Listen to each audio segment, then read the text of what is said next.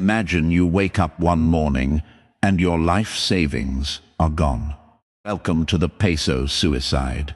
That spread was the market's polite way of saying it did not actually believe Argentina could pay this back. The math was terminal. Debt growing faster than GDP. Reserves draining. Interest payments consuming an ever larger share of government revenue. It's the dark comedy of it all. Everyone who needed to know knew. The IMF economists knew. The international banks holding Argentine bonds knew. The Argentine finance ministry knew. But publicly acknowledging that the peg was unsustainable would itself trigger the bank run that would end the peg. The official position from the government, from the IMF, from the credit agencies, remained that the situation was difficult but manageable, requiring adjustment, temporarily painful, but fundamentally sound. Argentines with access to this information quietly moved their money out of the country. Capital flight accelerated. Reserves fell. The government borrowed more. Rates climbed higher. By the time Fernando de la Rúa won the presidency in October 1999, the structural catastrophe was already fully assembled. He hadn't built it, not he design it. They walked into the room where the trap was sitting. The spring was fully compressed. All it needed was the trigger. In section 4, you going to watch it fire. What you about to hear is not a story about bad luck. The trigger was a recession that would not end. Argentina's economy contracted in 1999, then again in 2000, then again in 2001. 3 consecutive years of negative growth. In a country where the government couldn't print, couldn't devalue, couldn't borrow cheaply. The only tool left was austerity, cutting government spending to reduce the deficit and convince the bond markets that Argentina was serious. And austerity, in a contracting economy with a fixed exchange rate and mountains of dollar-denominated debt, is roughly as effective as treating a broken leg with aspirin. President de la Rúa, as first economy minister, tried cuts. When cuts didn't work, he tried deeper cuts. When deeper cuts produced street protests, he resigned. His replacement, Ricardo López Murphy, lasted 2 weeks. His austerity package triggered immediate cabinet resignations and mass demonstrations outside the economy ministry. De la Rúa turned back to the one man whose name was still synonymous with economic credibility in Argentina. Domingo Cavallo. Cavallo returned to the economy ministry in March 2001. They had built the system that was currently destroying the country. He was now being asked to save it.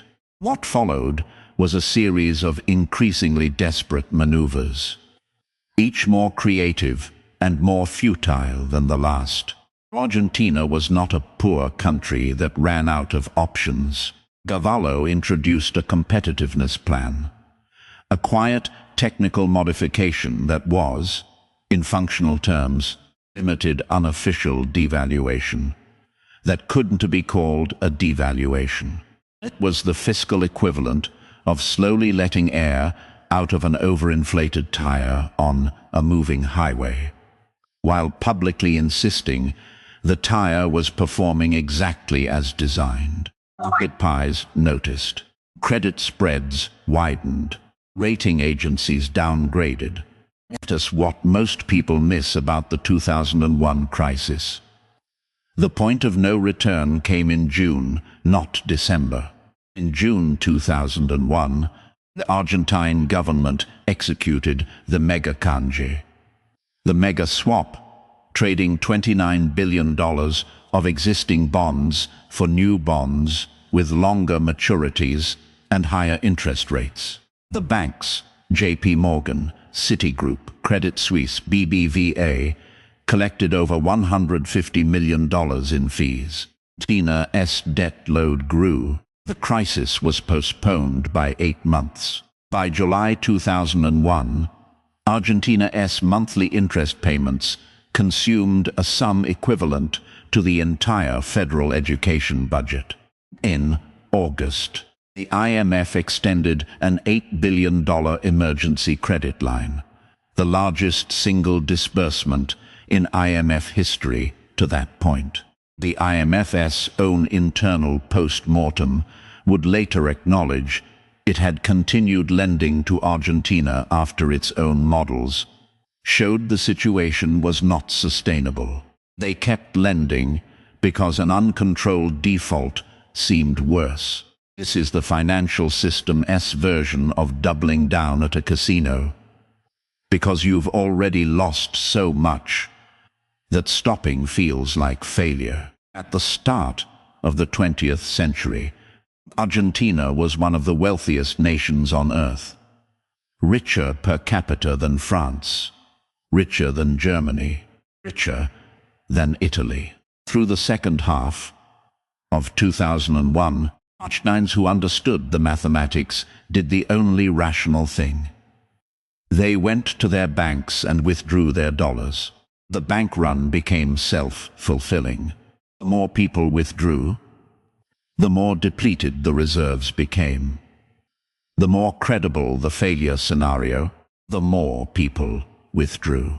On December 1, 2001, Cavallo announced the corralito, the little playpen, limiting every Argentine to withdrawing a maximum of 250 pesos per week from their own accounts. Your own money, in your own account, that you could not access. The streets erupted. Gacarolazo, spontaneous pot-banging protests, filled city centers. Supermarkets were looted across Buenos Aires, Rosario, Córdoba. On December 20, Fernando de la Rúa resigned, and he was airlifted from the roof of the Casa Rosada by helicopter. A president, literally escaping his own government, while the capital burned beneath him. 5 presidents in 11 days. Adolfo Rodriguez Saá declared Argentina's default on $100 billion in sovereign debt, the largest sovereign default in world history, to a standing ovation in the Argentine Congress. Politicians cheered. The gallery cheered. He resigned 7 days later. Eduardo Duhalde stabilized the situation in January 2002 and immediately did what everyone had privately known was inevitable. He ended the convertibility, broke the peg, and devalued the peso. Buenos Aires was called the Paris of South America. The peso fell toward 4 to the dollar within months. The economy contracted by 11% in 2002. Unemployment hit 21%. The poverty rate crossed 50%. And here's where Argentina's story enters its second equally important chapter. Because the lesson Argentina took from 2001 was not we need to stop spending more than we earn. The lesson it took was we need to stop listening to the IMF and do things our own way. Under Nestor Kirchner, who assumed the presidency in 2003, Argentina restructured its debt, severed ties with the IMF, renationalized industries, and reignited growth through a commodity boom driven by Chinese demand for Argentine soybeans. For several years, this looked like vindication. GDP grew at 7 to 8% annually. Poverty fell. The middle class recovered. They hadn't broken the cycle. They had reset it. By the time Cristina Fernández de Kirchner's second term ended in 2015, Inflation was running at approximately 30% per year. Officially. Unofficially, higher. The parallel dollar market, the dollar blue, had returned with a gap between official and unofficial rates exceeding 80% at its peak. Mauricio Macri removed the capital controls in 2015, let the peso float, and went back to the IMF in 2018 for a bailout of $57 billion, the largest IMF loan in the fund's history. Argentina had borrowed from the IMF more than 20 times. This was the 22nd. The country had vast fertile land, enormous natural resources, a well-educated population, and every structural advantage a developing nation could possibly want. The peso lost half its value against the dollar in 2018 alone. Inflation climbed back toward 50% annually. When you on your 22nd IMF program, you not having a crisis. You running a business model. Section 5 is where you find out what it costs. Hear us what a currency dying in slow motion actually looks like on the ground. Not in the IMF press releases, not in the academic papers, in the lives of people. You are a school teacher in Buenos Aires in 2023. Your salary in nominal peso terms has increased every single year for the past decade. In real terms, adjusted for what those pesos actually buy, you earn less than your mother did in 1998. Your salary went up. Your purchasing power went down. Every year. Not consistently. Mathematically. This is the Argentine wage illusion. The number grows, the reality shrinks, and the gap between them is the government's cost of doing business, quietly charged to you without a receipt. You want to save.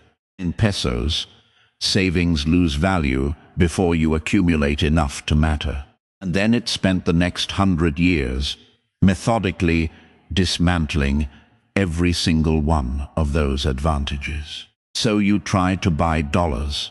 Officially, there's a limit, $200 per month, subject to tax authority approval. $200 per month. For a country where apartments are priced in dollars, cars are priced in dollars, and any significant transaction is denominated in dollars. Because every Argentine who has been paying attention has agreed, via decades of collective lived experience, that the peso cannot be trusted to hold its value long enough to anchor anything important.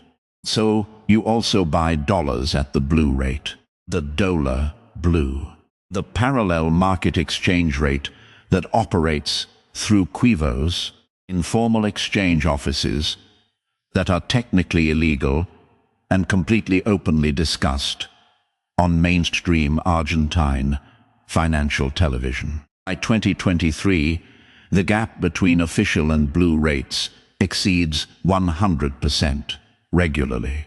The government says $1 is worth 300 pesos. The market says 600. By 2022, Argentines had accumulated an estimated $230 billion in physical cash and offshore accounts, more than the country's entire annual GDP, and $230 billion sitting outside the productive economy, not generating loans, not funding mortgages, sitting idle in safes, in walls, in bank accounts in Uruguay and Miami. Think about what that hoarded capital represents. Not paranoia. Rational self-defense. By people who watched their grandparents lose savings in 1989, their parents lose savings in 2001. The correct response to living in Argentina, financially speaking, is to behave as though you don't trust Argentina with your money. But the people with the least options are the most exposed. Always. We are going to walk through exactly how it happened. Informal workers, roughly 40% of Argentina's total workforce, cannot easily access dollar savings instruments. They receive pesos and spend pesos immediately, because the rational strategy, when holding a depreciating currency, is to hold it for the minimum possible time. They have no structural protection from inflation, because inflation is a tax on people who hold local currency, and it hits hardest on those who can escape it. By the second half of 2023, annual inflation in Argentina crossed 100%, then 140, then 160. A grocery cart that cost you X in January cost 2X by June. Supermarket managers updated digital price tags multiple times per week. Restaurant menus had QR codes, because printing physical menus had become economically irrational. They'd be out of date before they came back from the printer. Against this backdrop, Javier Milei walked out onto the political stage with a chainsaw. He is an economist, a former television pundit, and who named all 5 of his dogs after libertarian economists, 4 after Milton Friedman, and 1 after Murray Rothbard. He described the Argentine central bank as a mechanism for legalized theft. He ran for president on a platform of abolishing it. He won 56% of the vote in the November 2023 runoff. Argentina elected a man who hated Perón, hated the state, and hated the central bank. We're going to name the people who built the traps, the people who fell into them, and the people who kept digging even after the floor gave way. This tells you something about how desperate the situation had become. 2 days into his presidency, Economy Minister Luis Caputo announced a 54% overnight devaluation of the official exchange rate. The peso went from roughly 365 to the dollar to approximately 800 to the dollar in a single administrative decision. Last December 12, 2023. Monthly inflation in December 2023 hit 25.5% in a single month. Milei government then did something no recent Argentine government had sustained. It maintained a primary fiscal surplus through aggressive spending cuts. Energy subsidies slashed. Government ministries reduced from 18 to 9 in a single decree. Federal transfers to provinces cut. Public sector employment reduced. The pain was immediate and real. Poverty spiked. Purchasing power for lower income Argentines fell sharply. Protests occurred regularly. What happened instead of collapse was that monthly inflation began to fall. 25% in December 2023 to single digits by mid-2024. And here, finally, is the open loop we planted in Section 1. Why did every serious, internationally endorsed plan eventually fail? Every previous plan failed because it tried to fix the monetary symptoms without fixing the fiscal cause. By the end of this video, you're going to understand why millions of Argentines keep their savings in US dollars, stuffed inside mattresses, inside walls, inside shoes. The Convertibility Plan locked the exchange rate, but left the spending problem intact. The Kirchner boom generated revenue, but also spending commitments that couldn't survive a commodity price fall. The spending problem is, at its core, a political problem. Argentina's political economy rewards government spending as the mechanism for building coalitions, buying loyalty, and winning elections. Every administration that tried to cut faced the same coalition of organized labor, provincial governments, and social movements that make sustained austerity politically near suicidal. Milei is trying to do it by building an entirely different political logic, framing the cuts not as technocratic necessity, but as moral liberation. Whether it works is genuinely uncertain.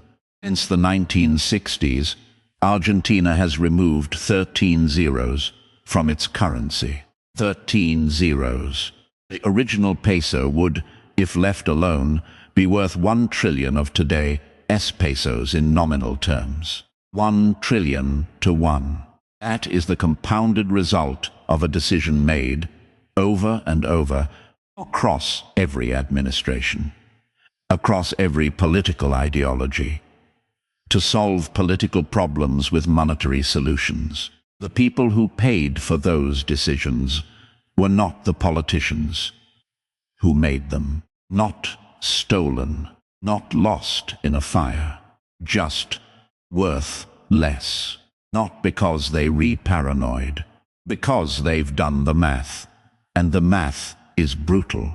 They were the school teacher, watching her salary erode, the small business owner repricing the menu, the retiree watching a lifetime of savings melt into something that buys half what it used to, the family that had dollars under the floorboards, simultaneously embarrassed by the fact and rational for doing it. 13 zeros.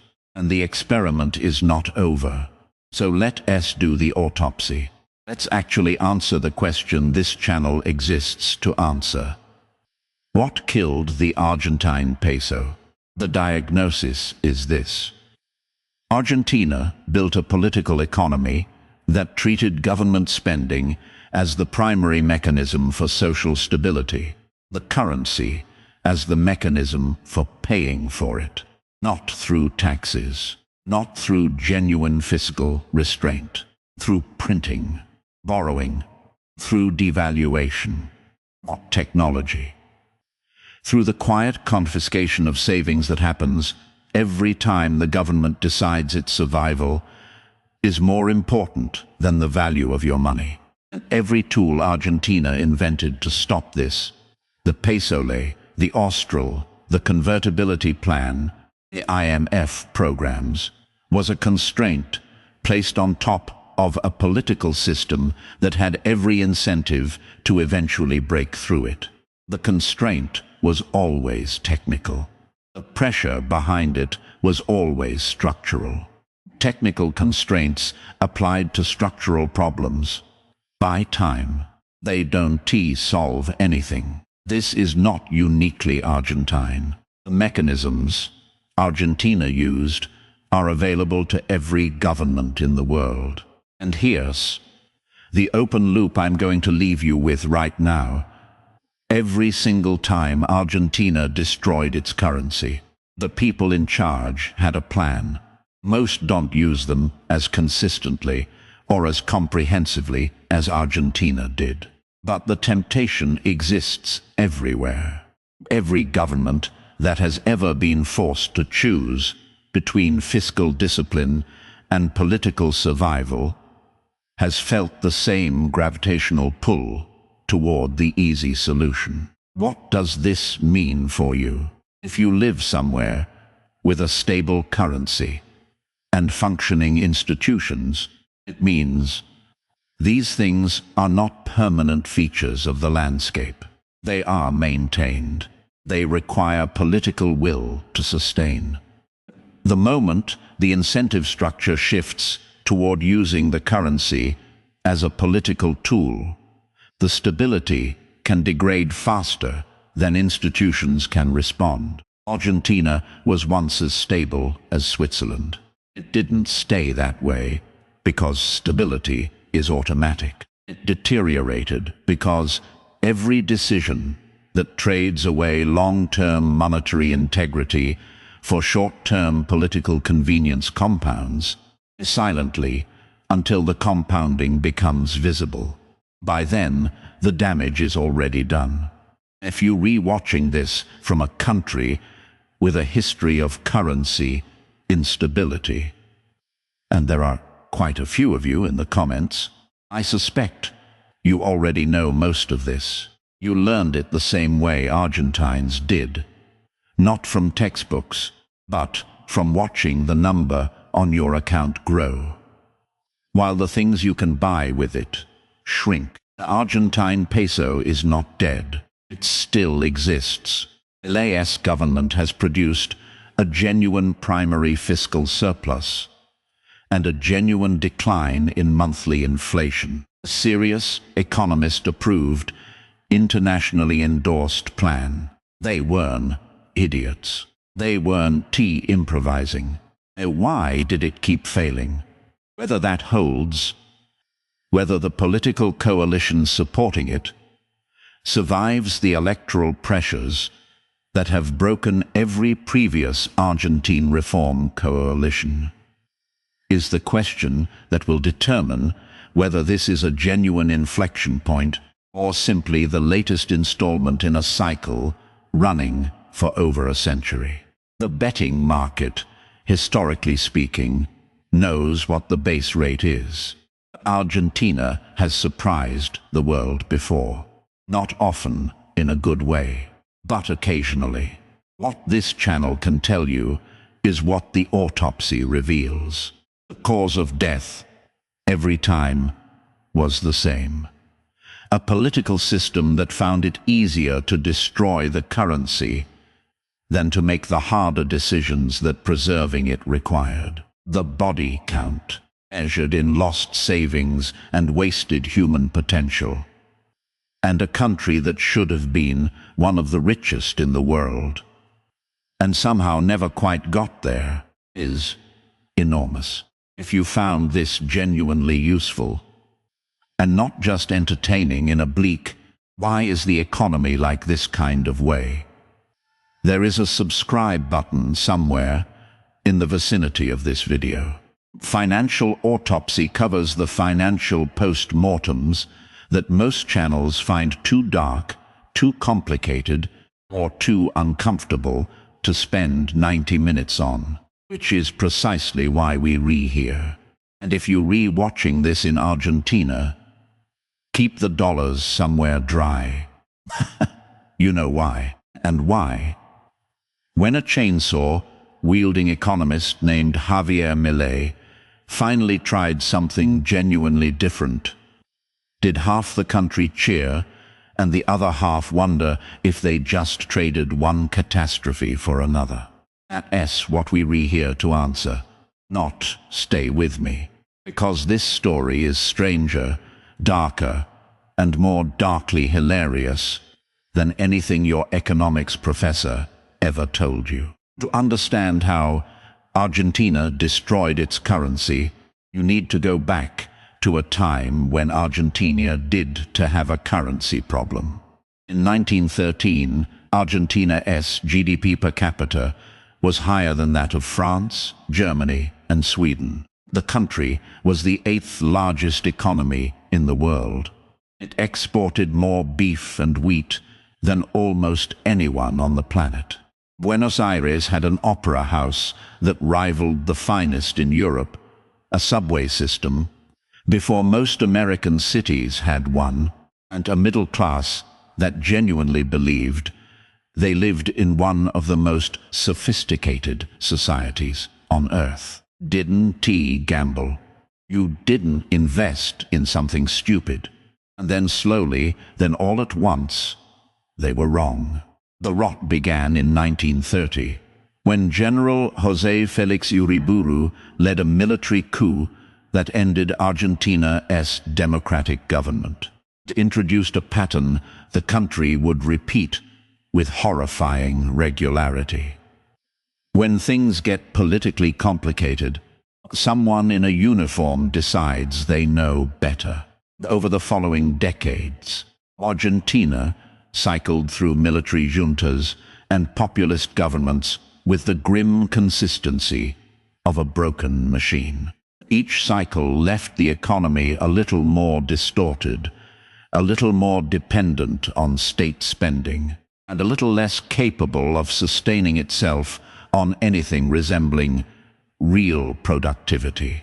The architect of Argentina's economic identity, for better and catastrophically for worse, was Juan Domingo Perón. General President, twice exiled, twice returned, national icon. And depending on who you ask, either Argentina's greatest leader or the single human being most responsible for the country's long-term dysfunction. Perón came to power in 1946 and built a political movement, Peronism, that fused labor rights, nationalism, and aggressive state control into something Argentines would worship and fight over for the next 80 years. Under Perón and his wife Evita, whose image still stares from buildings across Buenos Aires today. The government nationalized industries, expanded the public payroll, raised wages, and spent with the kind of confidence that only comes from not thinking carefully about where the money comes from. It came from printing. It came from taxing agricultural exports, the very sector that had made Argentina rich, until farmers had little incentive to produce. You did everything right. You put your money in a bank, the single most boring, responsible, adult thing a person can do, and overnight, the government decided that the number on your account no longer means what it meant yesterday. It came from a governing philosophy that said the state could manage the economy better than the market could. Any shortfall could be solved by redistributing wealth that eventually stopped existing. When Perón was overthrown in a coup in 1955, inflation was already a chronic condition. For the following decades, it would become a terminal one. Here's what you need to understand about Argentine inflation. Not the post-COVID kind you experienced in your country, where prices went up 15 or 20%, and everyone complained at dinner parties. Real inflation. The kind where you get paid on Friday and spend everything by Saturday, because by Monday the money will buy measurably less. The kind where shopkeepers change the price tags multiple times per day. The kind where workers negotiate wages weekly. The kind where the psychological contract between citizens and their national currency, that invisible agreement that a number printed on paper actually means something, breaks down so completely that people stop believing money has any stable meaning at all. By 1975, under Isabel Perón, Juan's third wife, who inherited the presidency after his death in office, Economy Minister Celestino Rodrigo attempted a brutal austerity shock that triggered general strikes, nationwide riots, and his own resignation within weeks. The cure was worse than the disease. Within a year, the military took over. In 1976, General Jorge Rafael Videla led a coup that would become one of the darkest chapters in Argentine history. The Dirty War, during which an estimated 30,000 people were disappeared, tortured, or killed. Economically, the junta tried to modernize, opening capital markets, borrowing heavily from international banks, and liberalizing imports. Argentina's foreign debt tripled in 4 years. That's not dystopian fiction. That's not a thought experiment. That's a Tuesday in Argentina, when the junta collapsed. After the catastrophic Falklands War defeat in 1982, It handed the incoming democratic government a country with a debt crisis, an inflation crisis, and a complete legitimacy crisis simultaneously. President Raúl Alfonsín inherited a burning building and was handed a garden hose.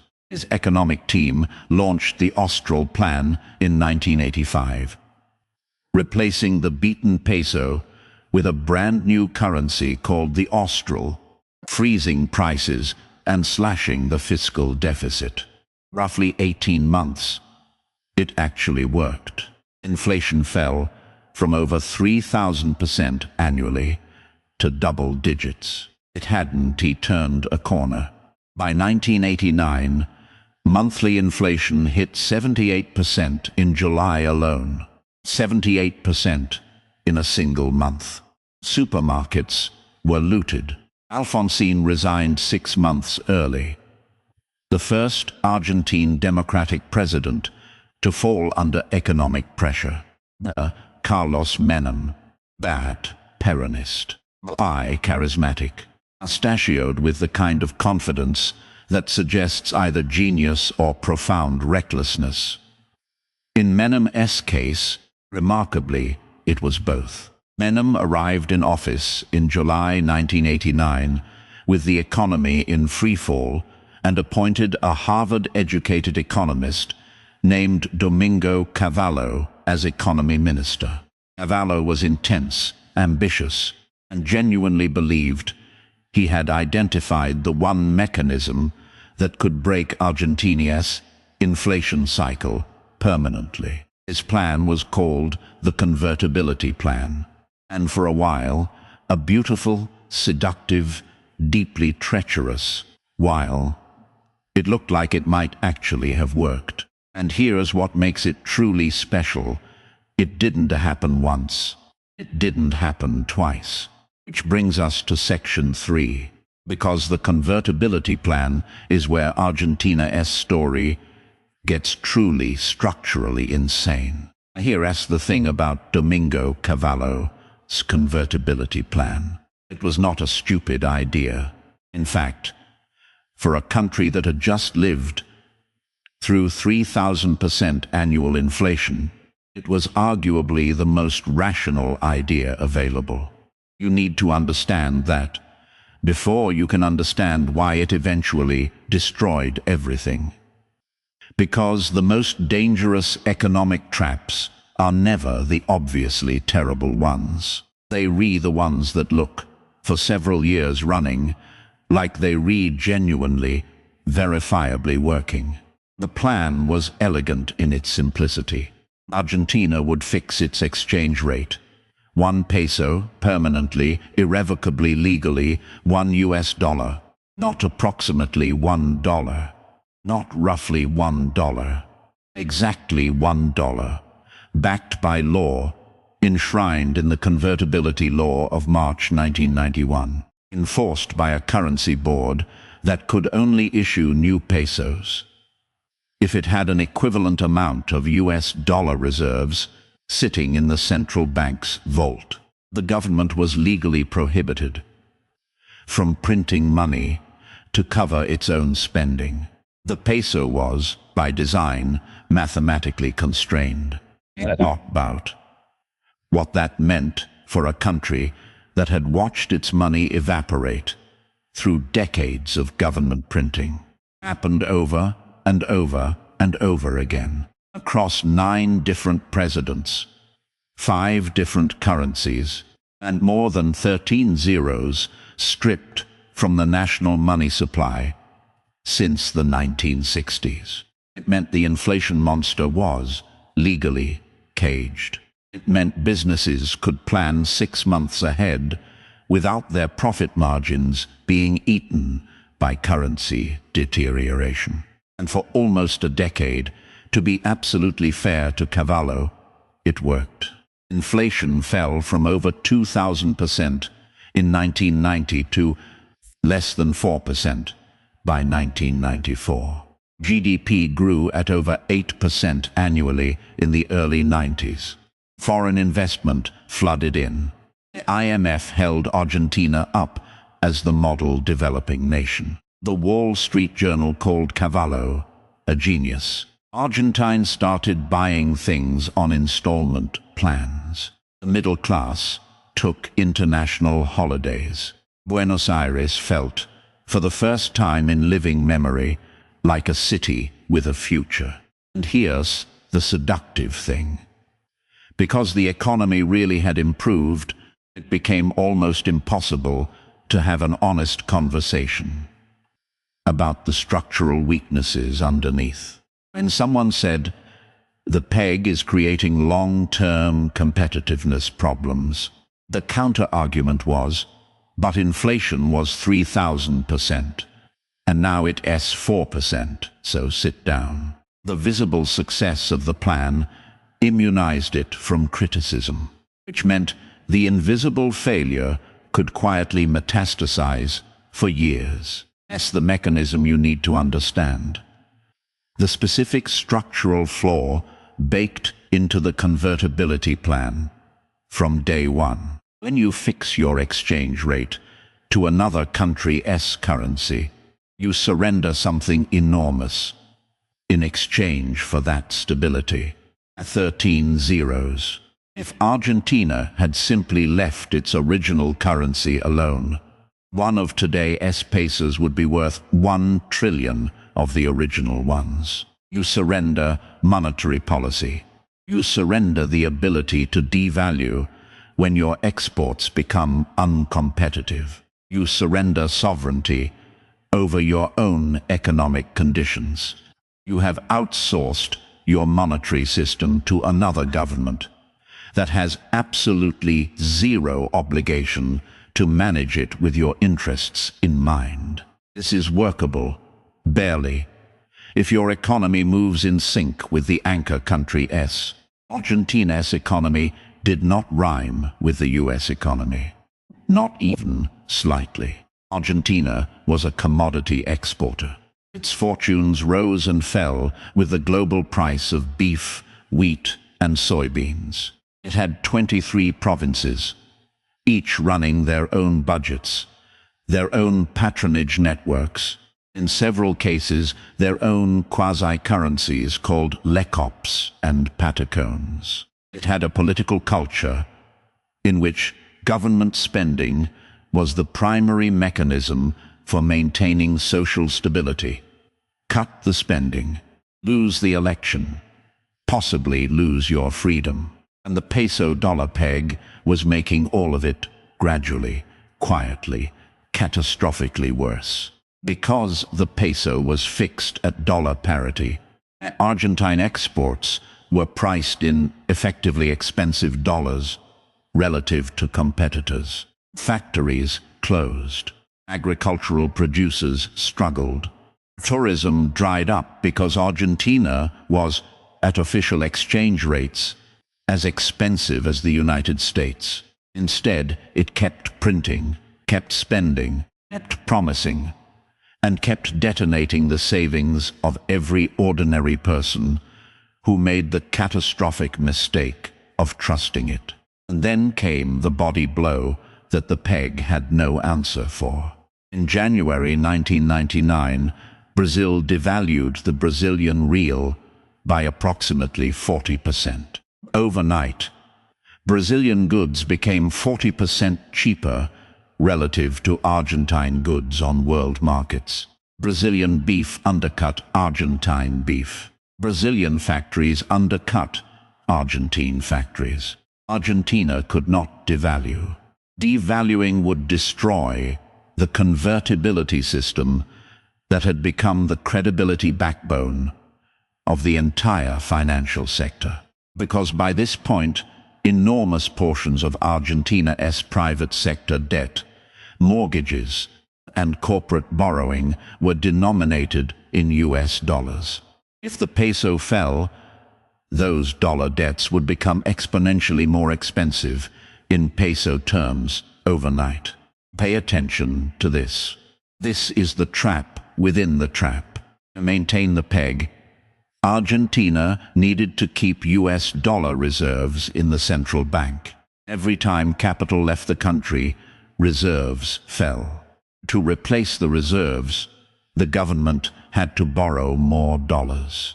But borrowing more increased the debt, which made investors more nervous, which caused more capital flight, which drained more reserves. By the late 1990s, Argentina was paying interest rates of 13 to 14% on its dollar-denominated sovereign debt in an environment where U.S. Treasury yields sat at 5 to 6%.